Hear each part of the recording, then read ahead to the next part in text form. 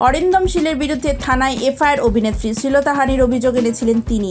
যৌন হেনস্থার অভিযোগ উঠেছে পরিচালক অরিন্দম শীলের বিরুদ্ধে। ডিরেক্টরস গিল্ড থেকে সাসপেন্ড করা হয়েছে তাকে, সরানো হয়েছে কলকাতা চলচ্চিত্র উৎসব থেকেও। এবার পরিচালকের বিরুদ্ধে দায়ের হলো এফআইআর।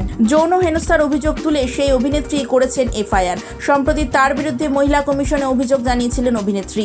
এর জেরে পরিচালক আরও বিপাকে পড়তে পারেন বলেই মনে করা হচ্ছে। দক্ষিণ 24 পরগনার বিষ্ণুপুর থানায় এফআইআর দায়ের হয়েছে এই পরিচালকের বিরুদ্ধে। ওই এলাকারই একটি রিসর্টের শুটিং চলছিল বলেই জানা গিয়েছে। অভিযোগ, সেখানে ওই অভিনেত্রীকে যৌন হেনস্থার শিকার হতে হয়েছে। সেই অভিনেত্রী জানান, পরিচালক তাকে ঘনিষ্ঠ দৃশ্য বোঝাতে গিয়ে প্রথমে কোলে বসান, তারপর চুমু খান। যদিও পুরো ঘটনার কথা অস্বীকার করেছেন অরিন্দম শীল। সম্প্রতি মহিলা কমিশনে অভিযোগ জানিয়েছেন ওই অভিনেত্রী। এরপরেই টলিউডের ডিরেক্টরস গিল্ডের তরফ থেকে অরিন্দম শীলকে সাসপেন্ড করা হয়। এই নিয়ে তিনি ক্ষমা চেয়ে মহিলা কমিশনকে একটি চিঠিও লেখেন। এই বিষয়ে অরিন্দম জানান, অভিনেত্রীর সঙ্গে সেরকম কিছুই করেননি তিনি। দৃশ্য বোঝাতে গিয়ে অনিচ্ছাকৃত স্পর্শ হয়ে যায়। তিনি যেহেতু নিজে একজন অভিনেতা, তাই সেটে অভিনয় করেই দেখান, যাতে অভিনেতা অভিনেত্রীদের বুঝতে সুবিধা হয়। সেদিনও তিনি তাই করেছিলেন। পরিচালকের মতে, এই দৃশ্যটা যখন দেখাতে গিয়েছিলেন তখন আমার মুখটা ওর গালে ছুঁয়ে যায়। সেটা নিয়েই বলা হচ্ছে আমি নাকি চুমু খেয়েছি।